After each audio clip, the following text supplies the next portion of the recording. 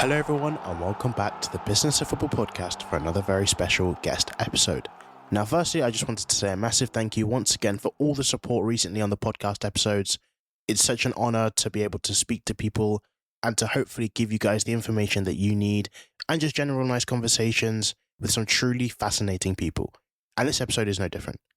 So before I continue, once again, a massive thank you to every single person that has ever listened, that has ever downloaded, or ever even liked, or ever even said a single word that's positive about this podcast. It truly means the world to me. So thank you. Now in today's episode, I had the pleasure of traveling down to London for an episode that for me was so insightful and so different to anything else I've ever learned before. I couldn't believe it when I walked out. I sat down with the head of talent at Entourage Sport and Entertainment, Callum Noad. Now me and Callum have a similarity in that we both went to UCFB. He studied a master's degree, I studied undergraduate. But well and truly, you'll hear from Callum's story that it was a bit different to what I've heard or had on this podcast before. It took him quite a while to find his own passion in the football industry, but undertaking his master's degree and passing in 2019, he also took a spell at the University of Real Madrid in Spain, completing an MBA in sports management, business administration and management. And then he joined Entourage. Now, Entourage is a sport and entertainment agency that deal with many different parts of talent and sponsorship. But as I said earlier, as Callum is the head of talent, this was the topic that we covered today. And it was truly, truly fascinating. So I hope you guys enjoy this episode. I hope you learn a lot as much as I did. It was a fantastic episode. Callum, thank you so much for coming on. I hope you guys enjoy the show, and I shall see you in the next one. Take care and peace. Welcome to the Business of Football podcast. Thank you very much for coming on. Do you know, when I did a little bit of research, not too much, I noticed that you went to UCFB. I did, yeah. Which I also did as well, which I thought was quite an interesting place to start because it's not really a common ground because you did a master's. I did a master's, yeah. So what was that like? It was good. Well, firstly, thanks so much for having me on, actually. Pleasure to be here. Yeah, it was great. It was really enjoyable. I think I did an undergrad in marketing and business at Cardiff Uni beforehand. And then it was applying pretty much what I'd learned in my undergrad to a slightly more advanced level during my master's. But I think what UCFB gave was a good platform for students to meet people in the industry and understand what the industry's like. And it was actually through the UCFB careers side of things that I managed to get an opportunity at Entourage, where I've sort of stuck ever since then. So very grateful and appreciate that side of things. But it was a really interesting year. I did 3 months in Madrid as well for an international part of the course, which was pretty cool. You know, learning and studying at the Bernabeu and Valdebebas as well, and being sort of that close to a top club in Real Madrid and understanding how, you know, the elite side of sport at that level is operating, and to see it firsthand was pretty cool. And obviously to live in Madrid in the summer with your mates wasn't too bad either, and definitely enjoyed that side of things as well. I'm really jealous of that. That was good fun. That must have been awesome. But then, like you said, you came out of studying and you wound up here in Entourage immediately, almost immediately. Can you just go into a little bit about what it was like from when you came out to getting the first role immediately? What was that journey like? Yeah, I get asked this question quite often. You know, what's your journey into sport? What's your journey into talent? Because it's a competitive industry to get into. I sort of sometimes feel a bit of a fraud answering it because I feel like I was quite lucky. So when I was at my undergrad, I didn't really devote enough time to trying to find internships and placements and apprenticeships, and I wasn't too concerned about the future post-uni. I was very much just enjoying uni for what it was. And I think that's why I started to look at doing a master's as I came to the end of my undergrad in Cardiff. Was, okay, right, I need to try and become somewhat employable here. It's so competitive for anyone coming out of university now to get a job. And I knew I wanted to work in sport in some sort of guise. I wasn't sure what that looked like. But I saw UCFB and I thought, okay, maybe I can prolong this sort of university experience for another year, and that will mean I'll be guaranteed a job. I'll be fine. I'll go and do that. that degree, that course, and I'll be fine. And the same thing happened. It was probably about a 9-month course there, and I think 6 months in, I thought, oh, okay, I've done the same thing here. I've not really bothered trying to make relationships, network. I've not applied for any internships. Been pretty lazy on that side of things. So I went onto the university careers site. I saw an internship for an agency called Entourage, which was relatively close to where I lived at that time. It sounded good. It sounded interesting. Went and interned there for 6 weeks, and it was a different Entourage then. It was an agency that was set up slightly differently. There was more focus on regions of operation rather than people focusing specifically on talent and sponsorship, which is what we do now. So it was a different Entourage, but it gave me a real sort of true experience of what a sports agency was like. Even when we were, at that stage, there was probably 6 or 7 people working at the company. But I used that opportunity. Really, I thought that was my best opportunity to get into work, and I just sort of went above and beyond in what I was doing and asked to do as an intern, which is usually the pretty boring lead generation or presentations and proposals. But it's it's useful, it's valuable, and it gives you an understanding of what an agency operates like and how it operates, and you get to pick up different skills. I went away to Madrid, did my international part, and then when I was coming to the end of that, I thought, actually, I'd quite like to work at Entourage. So I dropped one of our co-founders an email and said, any jobs going? And luckily at that time, they were looking to grow in a slightly different direction. And I started in September 2019. So went straight into it. So I do feel a little bit lucky in that regard. I didn't really apply to too many places. I went into Entourage, liked the vibe, and then I've sort of stuck around ever since.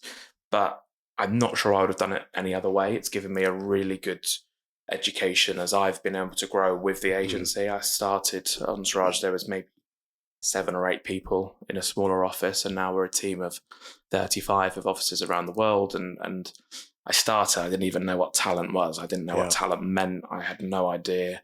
I was just like, it's a job. I can move to London. I can get paid, and I'm working in sport, and it's going to look cool, and it's a relief and a weight off my shoulders. But I didn't know what it was.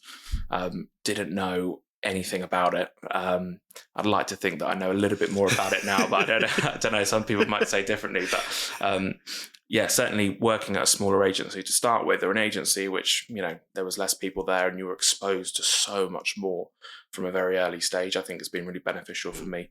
And I've been able to grow, I think, a lot quicker than if I was at a bigger agency or a different type of setup where that development perhaps might be a little bit slower. So when I speak to people and they ask about how do you get into the industry and what's the best way to do it, I'd always recommend get in the door somewhere, impress. When you got that opportunity, grab it with both hands and really try and kick on, because you'll learn by doing. And at smaller agencies or smaller setups where you're going to be exposed to so much more, it's only going to be beneficial for your growth and your development. So a little bit fortuitous, I think, in how I got in, but you do make your own luck, and I worked hard to get the opportunity, and then to continue on, it's more hard work each stage. So make the most of it at the moment. I mean, I think it's interesting you said that, because I think when I speak to people, they always say, come in, volunteer, do all these things, and I've probably done that as well. I've never actually heard from someone who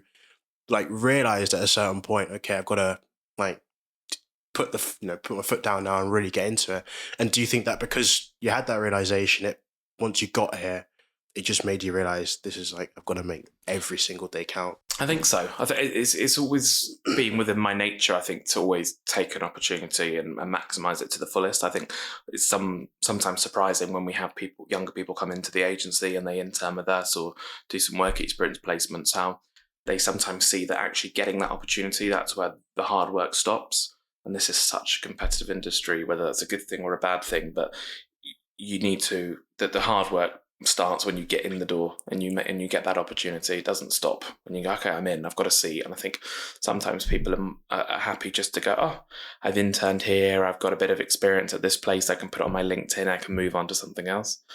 I think that's the wrong attitude to have when you're starting in the industry. You've got to come in, you've got to hit the ground running and show what you're able to contribute, because it's only when you make yourself indispensable and you have that value that you can bring to places that's where the real opportunities come, and the growth and the career progression. So I think I definitely came to it late. I was a little bit skeptical. I was very standoffish in terms of networking and going to talks and seminars, which a lot of my other the other cohort from the year were doing, and I was a bit like, I'm not really sure that's right for me. But I do think there comes a point where it sort of switches, and you go, I need to do that, otherwise I'm gonna struggle, and I'm just going to be blindly applying to jobs on LinkedIn with no real skin in the game. And I think that's where it can be detrimental. Do you remember a point when you first came here that you then realised that you are indispensable, or you found that moment of, now I'm really good at this job? I think that comes with trust. And I think even for our team now, I'm a big believer in growing our team and helping them develop, because I think when you work at a job, you get so much more out of it if you know that you're learning and developing and your skills are being enhanced day by day. And if I look at our team now, I know that when I can trust them in situations, I think that's often a big, vote of confidence. We're working in markets all across the world with very different cultures and ways of working, time zones. We're working with high-profile people who sometimes can be demanding of making sure that things are run efficiently and professionally, which is always the standards we should be striving for. So I think when you're trusted in those situations, that's when you realize that actually, okay, I'm doing well here, because those relationships and those opportunities are so important to agencies to ensure that the relationships are maintained, that the revenue is generated.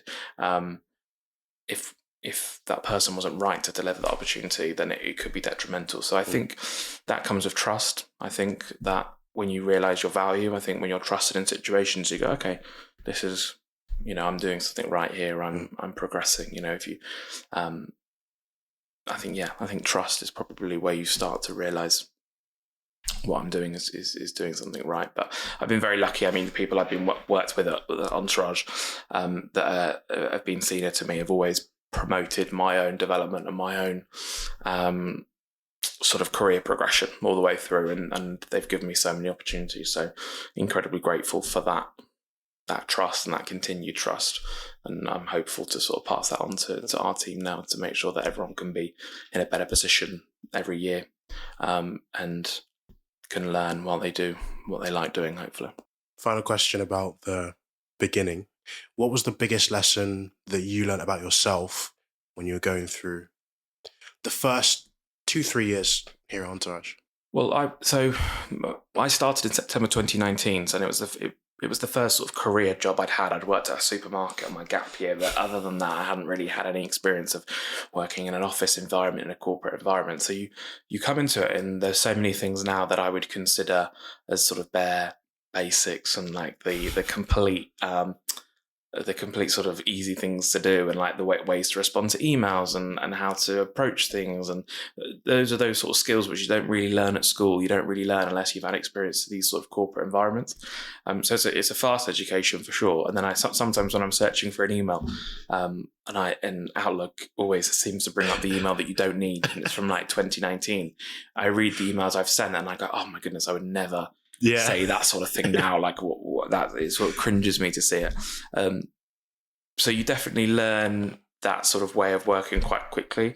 But then I went into a pandemic. It was March 2020. I was 6-7 months into my career, and there was a pandemic. So I was like, oh, this is pretty good. Like, I've only been working for 6 months, and now we get to work from home. Yeah. And don't have to come into the office. Like, but obviously it's a complete rarity. Hopefully never happens. Ever happens again. But I think that was quite a unique situation to deal with. And obviously there's situations where you're like, okay, I'm relatively new to the team. Am I still going to be kept in? Yeah. So I think it's just about hard work. I've always, even if I'm not the best at something, I'll always put 100% effort in. I think that's the most important thing. If you put the effort in, if you show that you care and you want to work hard and learn things, then you're going to succeed. And the only way I think in our industry to learn is by doing things. We always say, you never lose, you just learn. There's an experience which might happen, which in the moment might be the biggest problem in the world, and you go home stressed and you can't sleep. But it's solved, and it becomes something so small, insignificant and small straight away. but you're so much greater because you've got that experience and you've learned from what that is. And there's so many stories I could tell, which I tell to our team, and I go, don't do this because this happened when I did this once and I didn't sleep for a week. Yeah. And there's so many of those lessons that our team have learned along the way from making their own mistakes. And I think it's so important because there's no handbook as to this is how to work in a talent agency. This is how to work, with footballers.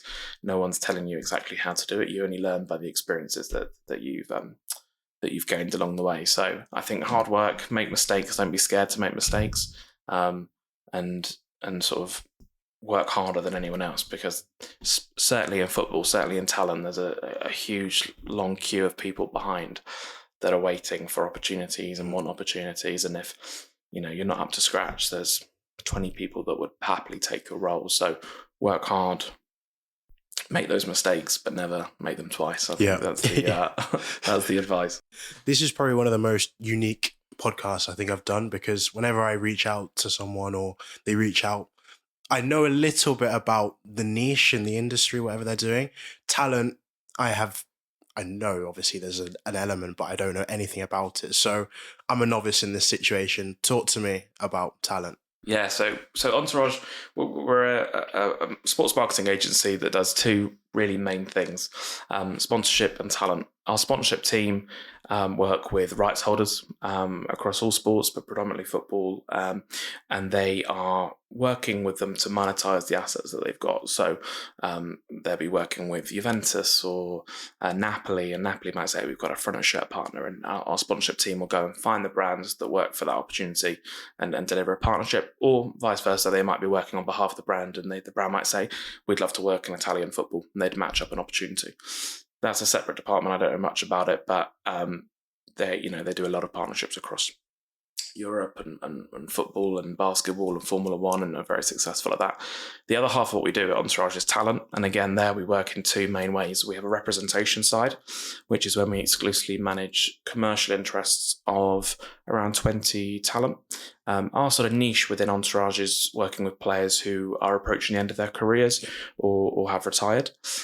So we're lucky enough to work with Ballon d'Or winner Luka Modric, World Cup winner Roberto Carlos, John Terry, and many other names from the world of football. And the other half of what we do, and probably I would say closer to 60-70% of our day-to-day work, is procurement. So that's acting as an independent consultancy to brands and agencies right the way across the world, anytime that they might be looking to utilize talent in a campaign. So whether that's a brand want to do a huge TV campaign featuring a footballer, or maybe it's a corporate company that wants a former football manager to turn up at an event and talk about leadership, we would work with them to sort of map out what that looks like. So advising them on how best to utilize talent in their campaign, what's their budget, who are they looking to target, and then consulting on who best is to fill that gap, basically. We're lucky we've got a great network of football talent across the world. We've got good relationships with football agencies, the representation agencies, but also talent directly. And that's what we use to sort of fill gaps of talent needs across the world. And that's essentially what we do.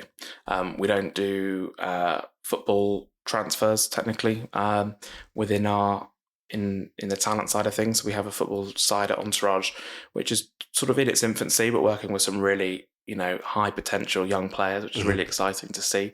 The team are working really hard to develop that, but mostly we are focusing on commercial, everything off pitch, sponsorships, PR, charity foundations, media commitments, and we're working with that, I guess, to sort of drive value for brands and drive value for talent across all kinds of projects. How aware are the talent, like the players, of the importance of providing themselves an asset post-retirement? Because obviously on the pitch, everyone knows them for whatever they do amazingly, but it only lasts for a certain period of time. So do you get them coming to you? Is it you reaching out, or is it a little bit of both? A little bit of both. I mean, typically the commercial landscape around retired players or players coming to the end of their careers is typically built around the clubs that they've played for, the markets that they're resonant in, but also what they've won in their careers. If you're a Champions League winner, you're going to be much more attractive as a talent, as an individual to a brand that sponsors the Champions League. But I do think players certainly nowadays are becoming increasingly more aware of the need to build a brand around them and build that narrative around them. A football career in normal everyday life is relatively short. You could be playing from 17, 18 to 35, 36. It's a short portion of your life. And I think while obviously the riches of salaries and wages that footballers are paid mean they don't necessarily always have to have jobs post their careers, it's still an important area for players to focus on. I think sometimes building a brand is obviously considered as a secondary goal for many players, and in many ways so it should be. They're focused throughout their career on what they've sort of worked hard at through their childhood and through those teenage years is to get opportunities as professional footballers, and they should certainly focus on that, because with current players, that is what sets and decides your commercial value. If you're a footballer and you're not playing too well, or you're in the reserves, or you're playing for a smaller club, then your sort of commercial appeal, your commercial value is limited and it's capped. So certainly playing well on the pitch and delivering on your performance and your sort of day-to-day job is the most important thing for any player, because the two go hand in hand. But I still do think for those top level players who have got that covered, it's important to start thinking about, how can I be strategic in what I'm doing throughout my playing career to build an audience and to build a brand that I can monetize or I can utilize when I'm not playing. And what are the things that I'm interested in as a player that I can grow an audience, I can grow my own platform, and I can speak to those topics and those those sort of causes that they might be interested in. So I think it is important for players to do that. Certainly shouldn't be their number one priority, but I think we are now seeing a lot more of players who are coming to sort of their mid-20s and 30s, building brands, building their own platforms, investing in different businesses, and really setting themselves up for a second career, because that's what it is. Not every player will want to be a coach. Not every player will want to be a pundit. It's about, as a footballer, finding what your lane is, finding what you want to do post-career, and start thinking when your power and your sort of profile is the highest during your playing career, how am I going to achieve that? How involved is the player in identifying what suits them, and how involved are you in saying, okay, this is maybe your style on the pitch, or this is what you've won, this is whatever, this brand might suit you more than this brand, for example? So anytime we'd work with a player, we'd start by looking at what drives them, what motivates them, what are the sort of things that sets them apart from other players. Because when you look around a team, those teammates in your club and the people you play against on a Saturday, they are your rivals in many ways for these commercial partnerships. So what sets you apart from them? What's something that's going to make you look better than them and make a brand want to work with you more than anyone else? I think then it's about building out their sort of pillars and what they stand for, what interests them, what they'd like to talk about. I think certainly nowadays, where we move away from these very transactional badging exercises that brands have previously done, where it's just footballer face, logo. We're moving away from that style of partnership now. So it's much more important for partnerships to be authentic. And I think as consumers and people that consume, advertising and media, we're much more attuned to what's authentic or what isn't. We see an ad and we know it straight away that it's just someone's been paid to promote that, and we know it's inauthentic. So if that's how we view things, we need to make sure that anything they're doing commercially, or even anything they're doing from a sort of a charity or societal sort of lens, needs to be in keeping with who they are, what they speak to, and what they want to represent. So I think it's really important when you're working with a talent to go, okay, what do you want to stand for? What do you want to speak about? What do you want your opinion to be on these things, and building out that narrative around it. I think building a brand is great, but there's so many players that won't ever get to the level of being able to build a brand. But you can certainly build your own narrative. You can build your story around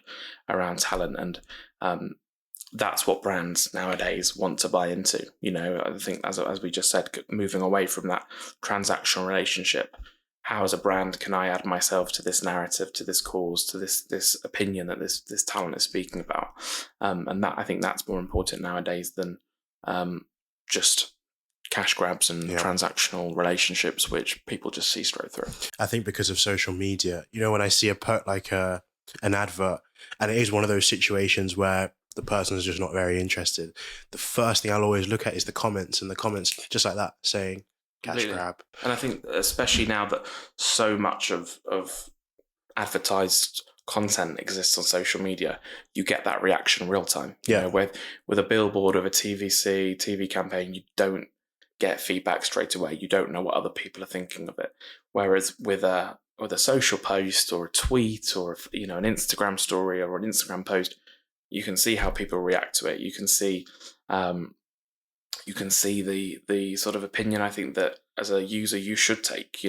If I look at something, you look straight at the comments and you say, okay, 100 people here are saying that this is rubbish, so maybe I should probably think this is rubbish as well. And I think that's tends to what happens. So with social partnerships and partnerships that live out on digital channels, you've got to be aware that if they're going to be inauthentic and they're going to be more transactional in nature, you're going to get called out for it, and people are going to see that. Do you think it's easier to work with a player who has had a storied career in the public eye, or is it easier to work with someone who maybe hasn't had the same level of exposure, but they have maybe more creativity to create their own personality because maybe they're not as known and there's a bit more flexibility around that?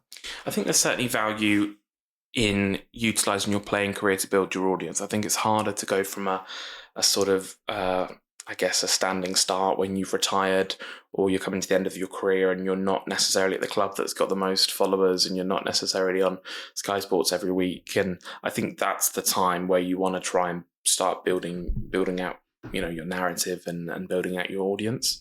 It's certainly more difficult if you've retired to get yourself back in the media spotlight. So I guess to answer your question directly, it probably depends on a bit of both. I think it also depends on the level of which you've played. If you've been someone that's never had social media and you're a bit of a mystique and mystery character, and then you decide when you're retired to start promoting yourself more, that's probably got something quite interesting to build around. But if it's a case of you've just sort of plateaued throughout your career, then maybe it's not too exciting for people to then continue to follow you and understand what you're up to. So a bit of both, I would say. A bit of both.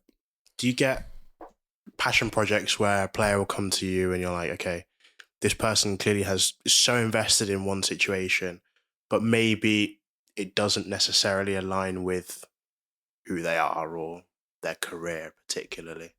I wouldn't say too many instances of that. I think when if you've got interest as a player, then it's probably pretty evident through, the content that you put out and the interviews that you give. So I don't think it's too common where people have got a sort of hidden passion.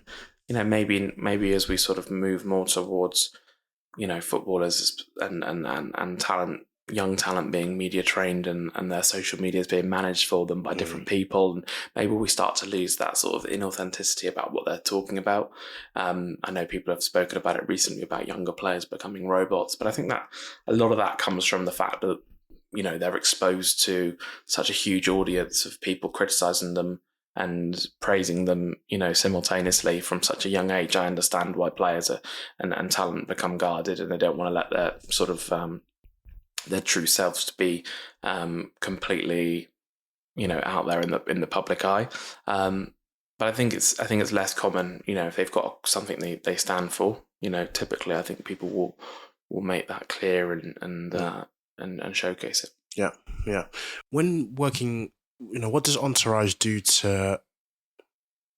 that's different to other talent pools, talent agencies, when a player comes to you, that maybe the journey is a bit more easier or a bit more smooth, so that the player feels more comfortable on that journey? Because I can imagine it might be a bit unsure. You're not sure who to trust. People obviously, I'm sure they get a lot of people messaging them all the time. So that must be, is that initial stage like a bit unsure to get the player to the talent to feel comfortable in that situation? Yeah, I think it can be, because, talent is a sort of, it's a people-led industry in many ways. It's often interesting to compare our work with our sponsorship team, because our sponsorship team are working with rights holders who have employees whose job it is to sell assets and to monetize the club's assets.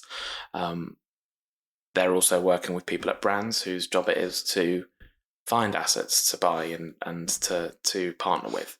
With talent, it's very different, because you're working with people, and we could be speaking to a brand and we could have, a great project for someone, but it comes down to their individual opinion and their individual decision on whether they want to do that project. Whereas with a rights holder, if you sort of tick enough of the boxes and you say, okay, the price of this front of shirt sponsorship is $100,000, and we're going to pay that money, we're going to, we're a reputable brand, the rights holder probably is going to go, yep, perfect, that works for us, happy to go ahead. Whereas with talent, you can tick all the boxes and it comes down to an individual decision. And so much of that, again, comes from trust and trusting the people that you're working with. Now, I'd like to think that at Entourage, and we're often told that our reputation is good and strong, and I think that counts for so much amongst players.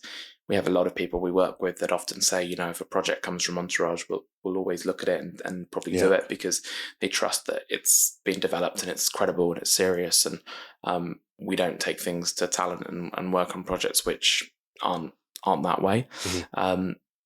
But it comes down to people, comes down to relationships, and that's why it's important for our team to be out there meeting clients and meeting talent. We very much position ourselves as a boots on the ground agency. So if we deliver a project with a client, with a talent, we'll always attend, we'll always be there to make sure it goes well, both from a brand perspective, but also from a talent perspective. I think that's so important to humanize the company and let people know, who our Entourage and what we, and how do we work and be a face and that builds the trust with talent. It builds the trust with brands and our clients from that side. It's so important. But yeah, I do think the difference between the sponsorship side and the talent side, because we see it so often, working in the same office, it's quite an interesting distinction of difference between talent and sponsorship and the ways in which they work. Would you consider yourself a natural people person? Yeah, I guess so. I think, I like being around people and socializing. And I think, this role, it's funny. We were speaking at the start about, what talent is and what this role is. I didn't know anything about it. I didn't know what it was. Didn't know, how it worked, how the industry operated. But I think I realized quite quickly that it sort of suits my skill set. It's a job that sort of hits off quite a lot of the things I think I'm quite good at.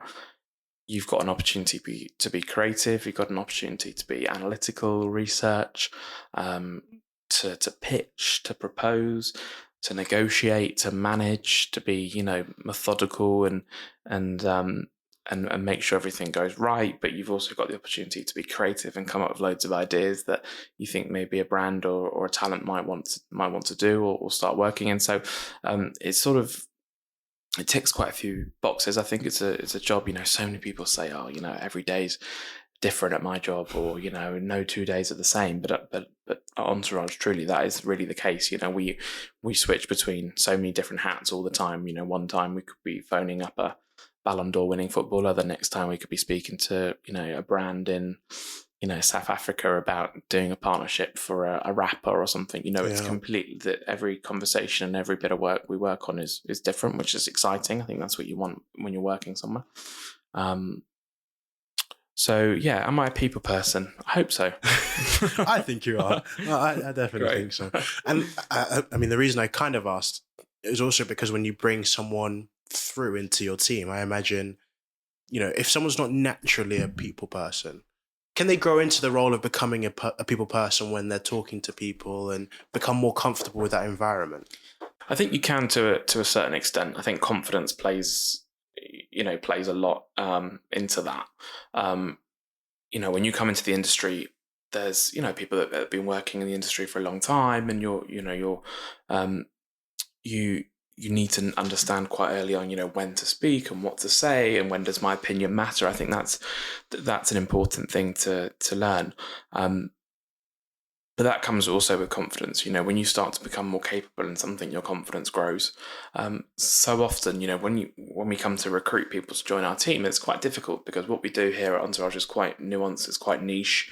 The expertise and the sort of insight that you need to know is not necessarily something that's that common across different roles in the industry. Even if you go to another talent agency, while they might understand the process end to end, it's still going to be different. And actually recruiting is difficult because you're trying to find a very specific type of person that can come in, immediately parachute in and just get straight to work. And actually that's not necessarily the easiest thing to do. I think as we recruit here, we look for people who have got that core skill set that we think are going to be successful people for us to develop and to train. Are they confident? Are they capable? Are they hardworking? Do they show an eagerness and a desire to learn and to kick on and to develop themselves? Those things for me are so important because I feel like everything else, certainly when you come in at a more junior level into an agency, everything else you can learn. And sometimes I think it's similar to when people say you should never go for driving lessons with your parents because you pick up bad habits from them. And I think sometimes there's an example, not an example, but certainly a reason for people to come in at a junior level and we can train them into, how we see them best working within our agency because it's so nuanced and so unique in many ways. So can you sort of grow into that confidence? I think you've got to have a sort of skill set at a base level to be able to do that. I think if you're someone who's a more sort of reserved, shyer character, it might be more difficult for you to sort of operate in this role.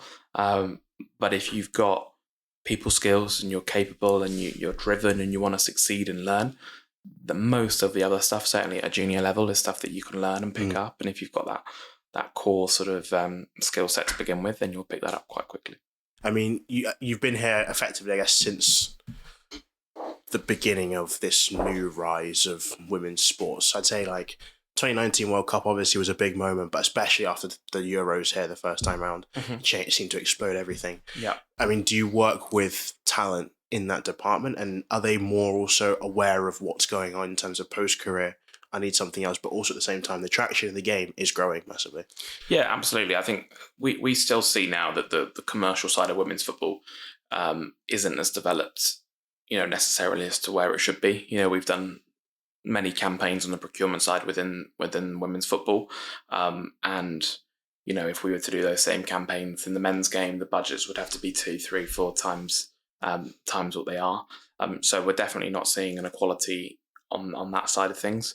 I think women's football and certainly the Lionesses have done fantastically well to sort of advance the perception of the game, the interest in the game. What we're seeing now is fantastic. We're recording this just before the final of the Women's Euros, and hopefully another England victory, fingers crossed. Yeah. I think what we probably need to focus on now as an industry is being able to make sure that there's recognition of the individuals. I think within the men's game, there's not necessarily so much of a sort of collective recognition for the three lions. It's we very much know England men's football team as Harry Kane and Jordan Pickford and Jude Bellingham, and we know these players as individuals. Yeah, and I think certainly after the Euros and 22 when they won Wembley and the World Cup in Australia,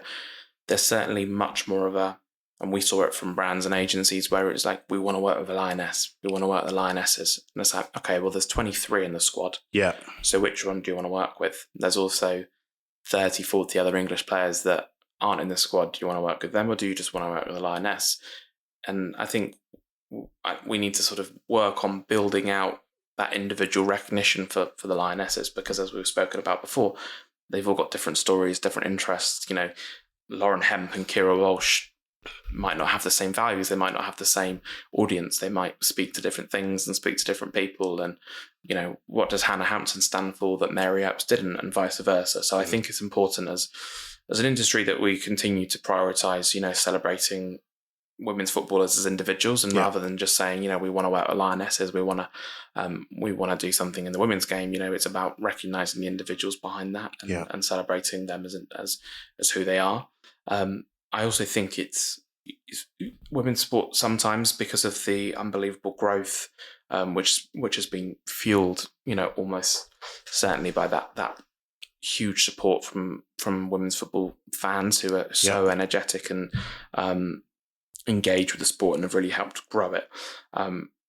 Sometimes I feel like there's a perception within women's sport that it sort of has to be commercialized through that same lens, through that sort of niche, almost grassroots perception. Leah Williamson recently did a Calvin Klein campaign, and she got some criticism for that, because the questions were being asked that, does that really align with the values that women's football has been grown on? There's almost this young demographic that support women's football. It's a bit more grassroots led. It's is a Calvin Klein campaign something that aligns with how they've grown the game and how the game has grown to where it is now? And I actually think we should celebrate the fact that Calvin Klein are working within women's football as a huge achievement. Calvin Klein as a brand have stood for, these massive cultural impactful moments where they partner with people who are the moment, whether that's Bad Bunny, whether it's Justin Bieber, at the last Men's World Cup, they did a campaign with many different male players. Should we be looking at Leah Williams and saying, no, she shouldn't be doing that campaign because she's almost, sexualizing women's football? And I don't think it is, but that's what the criticism is. Or should we celebrate it and go, actually, it's a huge moment for women's sport because it has pushed it into the more of the mainstream, which is where it needs to be to succeed. Great. There's a lot of question around, equality on pay and equality of opportunity. Are we able to get to that in women's sport if the demand is not necessarily the same as it is in the men's game? Until the stadiums are being sold out regularly, until the broadcast deals are the same as the men's game, certainly the commercial side of women's football, there's a lot of conversations across the game of equality, and I think equality of opportunity is equally as important as equality of pay. But it comes back to the sort of fundamental of supply and demand. If until the stadiums are sold out, and that's becoming increasingly more common, which is so good to see. But until they're regularly sold out, until the broadcast deal is billions as it is in the men's game, for the WSL, until we get to that point, from a simple economic supply and demand standpoint, we're never going to be able to pay female players the same as the men's players. In the same instance that a player that plays in the conference isn't getting paid the same as a player that gets paid in the Premier League. So these sort of big campaigns like Leah with Calvin Klein, I think that's only a good thing because it helps push the sport more into the mainstream, and that's where it needs to be in order to kick on to the next level. I think these, sometimes with women's sport campaigns, they can feel grassroots leaning, and they can feel a little bit like they're designed only for that audience. Whereas I think we need to be more impactful with what we do with women's football. Women's football's the moment. The Euros this summer is the moment.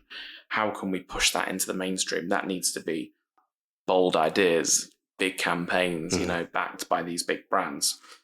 That visibility of women's football shouldn't only be if it's through a lens of an inspirational campaign or an inspirational story. We want to celebrate these athletes as much as we do in the men's game. Yeah. Jude Bellingham did skims ahead of the World Cup last year, I think it was, or the Euros last year. No one said anything. No one criticised him for it at all. And, that's because we're used to those bigger campaigns, those bigger moments within men's sport. That's what we need to get to, I think, with women's sport. Do you think that the power of having stars being accepted into the mainstream is also part of the collective growth? Because I think what I mean by that is, you look at the men's game, there's Bellingham, there's Yamal, like they're stars in the way they're marketed, the way that people talk about them, regardless of what they do both on and off the pitch. I think with women's, it's like a collective, like everyone's in it together, which is obviously so important. But do you think that having a star who, I don't want to say like transcends that, but goes another level, that really captures the mainstream audience of people invested in that person to go watch, whether to win or to lose, would grow and help rather than hinder. Yeah, completely. I think when you look at all sports, really, look at Lewis Hamilton in Formula One. There'll be so many people within Formula One that watch the sport because of Lewis Hamilton and because of the sort of cultural impact and power that he brings to the wider sporting landscape. I also think it's important for people to get to know who the individuals are. The real reason Formula One has had such a resurgence in recent years, over the last sort of 7-8 years, is because of the Netflix documentary and the ability for people to know who the athletes were behind the helmet, and then they're able to get much more invested in the sport because they know that that's the guy that they watched the documentary that's driving that car. And there's an emotional tie in there to these athletes. And I think that's what we need to do with the Lionesses is move away from the collective, we support the Lionesses, and actually understand a bit more about the talent on an individual level. And if there's people that transcend the sport, I think Mary Earps has done that recently very well.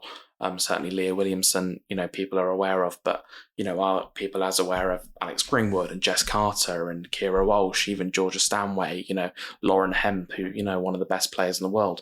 Do people have that understanding of them and understand them as individuals? And I think as a media landscape, as a brand landscape, we can probably get better at doing that to allow people to buy more into the sport and it's pushed more into the mainstream. And I think once people have that emotional connection and that tie-in, then they're going to be invested in it a lot more, similar to how we've seen in Formula One. I think it's why some sports don't do as well. When you look at swimming, for instance, swimming is a hugely technical sport, incredibly difficult to be successful in terms of participation and how many people take part in the pure athleticism that's needed to be at the top of that game.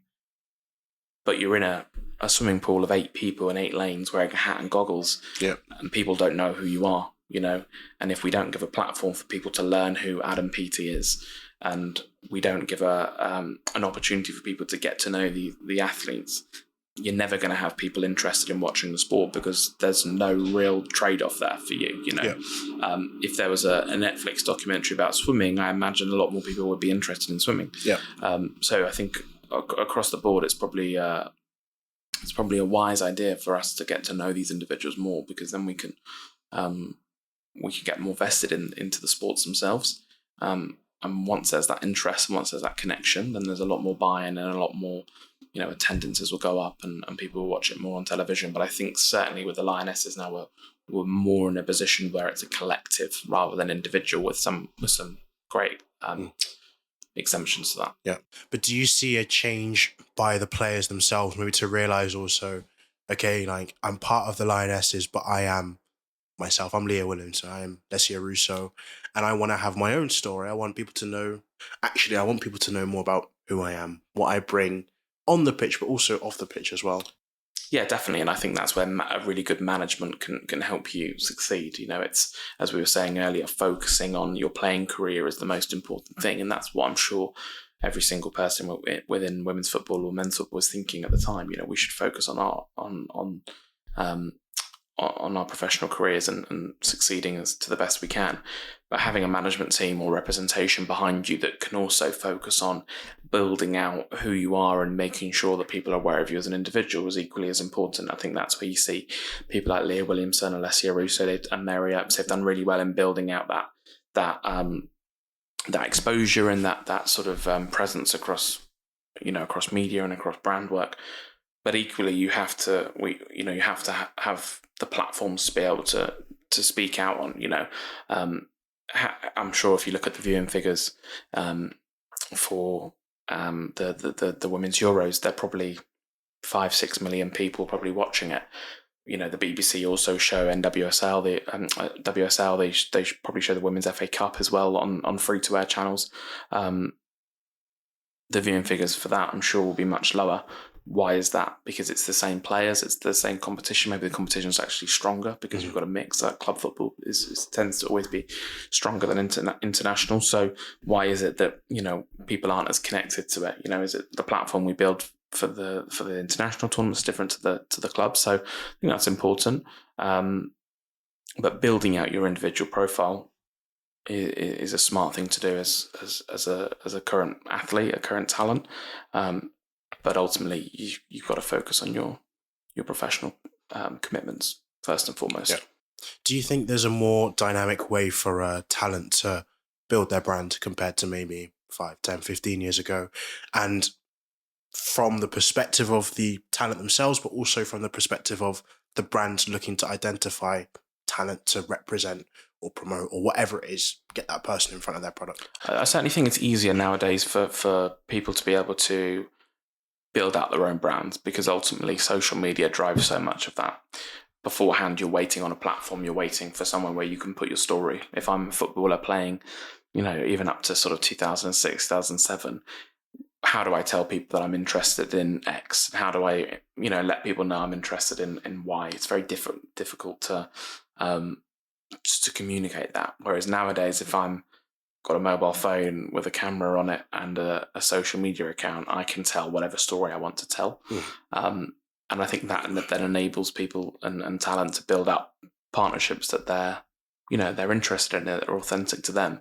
If you're passionate about food and you really want to work within the food space, but your social media, doesn't say that, it's going to be difficult for you to accomplish that, because a brand will go, okay, well, how do I know that you're interested in food? Whereas, we say to our clients, you've got to communicate what you want to do in many ways. If I want a partnership within cooking, for instance, I've got to showcase that that's one of my passions, and you can wait for a platform to do that, or you can produce the content yourself and distribute it and let people know that that's what you're interested in. So I think it's certainly easier now, but obviously with that comes a lot more clutter. There's a lot more content out there nowadays than there ever was. We consume so much. It's so easy for everything to get lost within the myriad of TikToks and Instagram posts and TV campaigns. It's difficult to make an impact. That's why it's important that when you do it, you do it right, because half-assedly doing it without much effort or sort of strategy behind it is a waste of time for everyone, because you're competing against your teammates, but you're also competing against a TV show and a Netflix program and a documentary and a film and a music and a podcast, and you're competing for time basically, and you're competing for attention. And nowadays, while it might be easier to sort of put out your own story and put out your own content and say, hey, I'm a footballer, but I'm also interested in this, there's a lot more competition for that attention. And you've really got to make sure that when you're producing content and you're producing your story and you're communicating what it is you're involved in and interested in, that's impactful. Otherwise, it's not going to be too successful. You work a lot with legends, and recently we've seen a lot of legends go towards more brand type of content and campaigns. Like, why do you think that type of trend is moving in that direction? Yeah, I think, we've definitely seen a huge rise in talent, retired talent and legends, being used in brand campaigns, across the world. If you look at Nike's recent campaign with the Total 90 revival, they really use nostalgia as a strategy, really, and not just a sentiment in that campaign. Nostalgia and obviously they were sort of reviving products which we'll use at the same time, but it's not just about recycling ideas and recycling talent. It's about tapping into that nostalgia and that feeling that it brings you, those memories and the emotions that you encountered when you were watching these players play, and taking you back to that moment. I think nostalgia does that, and I think using legends really helps evoke those feelings of nostalgia. When you watch players or when you see players, you remember watching them and you remember what your life was like then, you remember what you were doing, and those feelings are often, come with rose-tinted lenses. And I think also legends tend to be quite universally liked. They're respected, when you think of some of the best players of the game, they're not really remembered for their club allegiances too much. So sometimes with campaigns, if you're featuring an Arsenal player, will you turn off loads of Spurs fans by heavily featuring an Arsenal player in your campaign? Whereas with legends, some players who are maybe one club men or one club women, they have that same sort of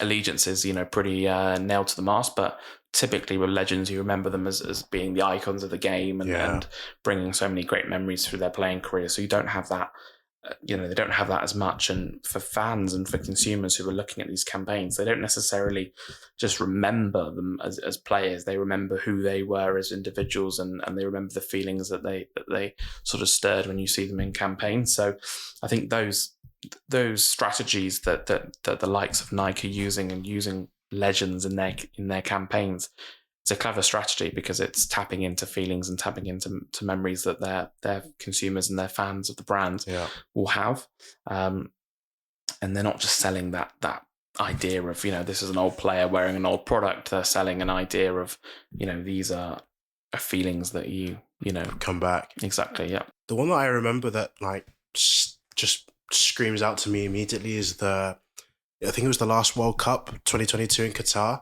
and Nike's advert where they did some like configuration. You had like Ronaldinho on the pitch in his kit. That's just the one I remember.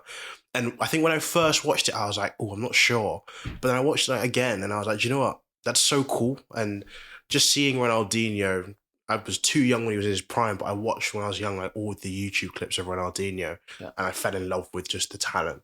And I was like, that's just awesome. Like, and you see more players now becoming involved in such campaigns, even I guess to a degree where they're actually kicking a ball in some instances, isn't it?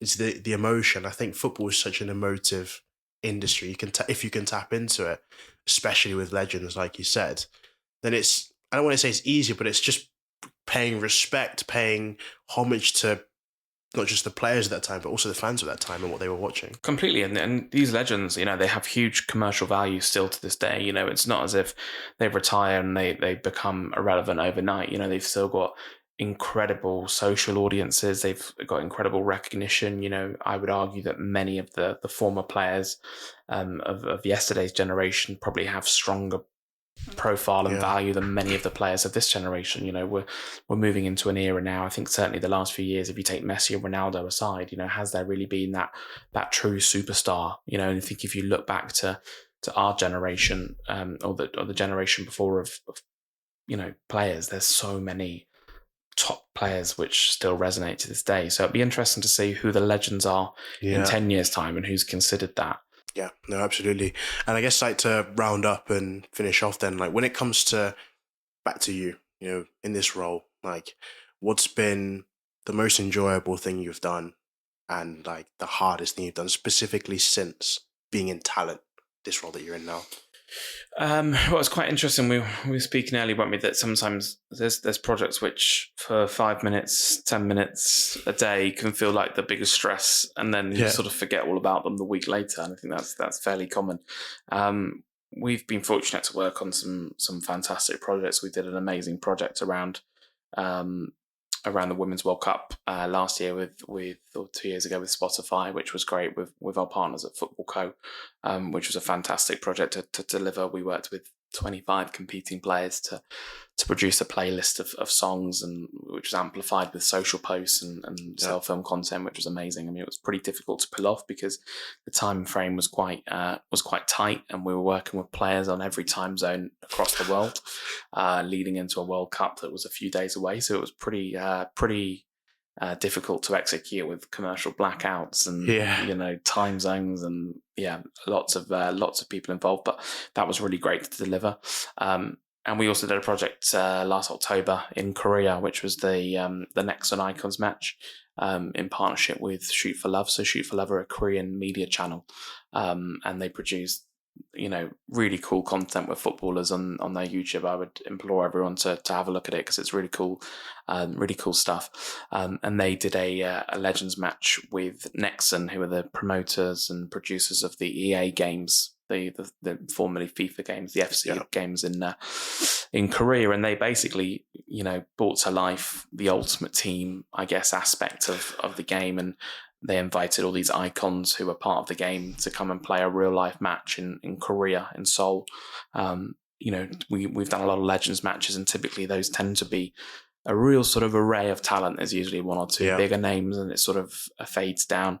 In Korea, it was 25 of the world's greatest ever players. It was Kaká, it was Thierry Henry. It's a good lineup. It was incredible. And for us to operate with that level of profile, but certainly that number of players as well, for us, it was it was a record really of the number of talent we've booked for a single event. We did 22 players for that, which is 22 content shoots and contracts and flights and visas and all sorts of things. And just to do one of those is fairly time consuming. So for our team to be able to do 22 and again different time zones and working all hours, it was a fantastic project. And just to be stood in the stadium in Seoul to see it, a full stadium sold out of 70,000 people was pretty cool. And for me, that was the sort of first World Cup I remember, was the 2002 World Cup. So to be back in, not to be back, but to be in Seoul and, a stadium that was hosting games, which was the first World Cup I watched, and sort of to be working with players that I'd grown up watching and respected was a really cool moment. I was really proud of the team for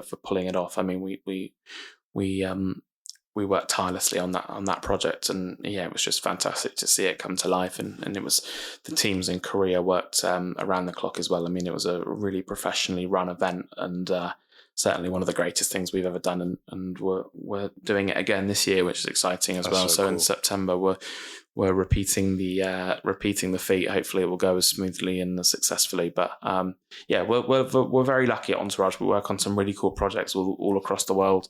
It takes us all around the planet. I've been to some cool places with cool people, and I'm very lucky to do that. And really excited about the future for Entourage, building towards a World Cup next year, where the World Cups tend to be our sort of tentpole events every 4 years, and to have a men's World Cup in the US and Canada and Mexico, which is the home really of sports marketing and certainly talent marketing and celebrity endorsement, to have those sort of two worlds collide for us is a really exciting opportunity, and the potential there is great. Really looking forward to that and growing out our team and our agency as we move towards the World Cup and beyond. That's so cool, man. I really appreciate it. That's awesome. Thank you so much for your time. Thanks so much. So fun to talk to you. Yeah, brilliant. Thanks. I think I've learned a lot about talent. Perfect. That's good. It's so cool. That's good. No, thank you very much, mate. I really appreciate it. Thank you. Thanks, mate.